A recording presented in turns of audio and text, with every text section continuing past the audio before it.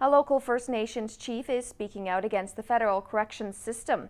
The Carrier Sekani Tribal Council comments come after the release of a report documenting the surprisingly high number of Aboriginals in federal jails.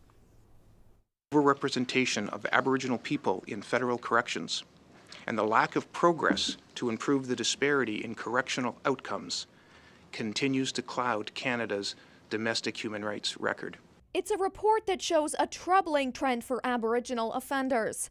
While Aboriginals make up roughly 4% of Canada's population, they make up nearly a quarter of those incarcerated in federal penitentiaries, a trend of great concern to the Carrier Sekani Tribal Council.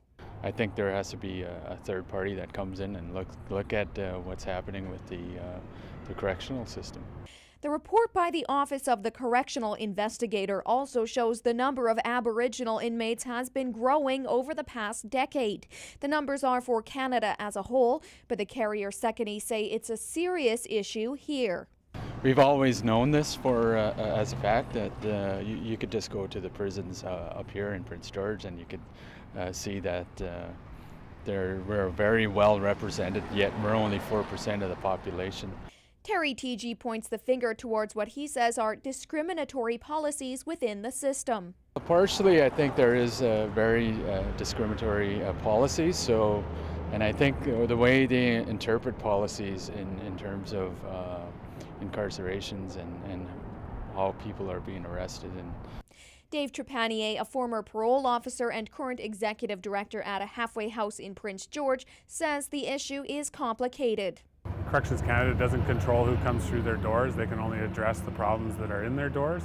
So it's with a lot of experience that I can say that these numbers are true. It's just that more of a long-term societal issue of why the disproportionate amount of offenders are Aboriginal. Trepanier and TG both feel there are barriers to rehabilitating Aboriginal offenders. Housing. There's mental health issues, there's employment issues, there's drug and alcohol issues. Those are all the barriers that they're faced with. The general public sees bad guys that've gone to jail, but there's a reason they're there. It has to be more specific to our culture, very cultural appropriate, and in some cases, our Carrier Sekani Family Services and other organizations in town here try to help out in that way. Meantime, the federal government says it has put funding towards the issue with an Aboriginal justice strategy and a court workers program specifically designed to meet the needs of Aboriginal Canadians.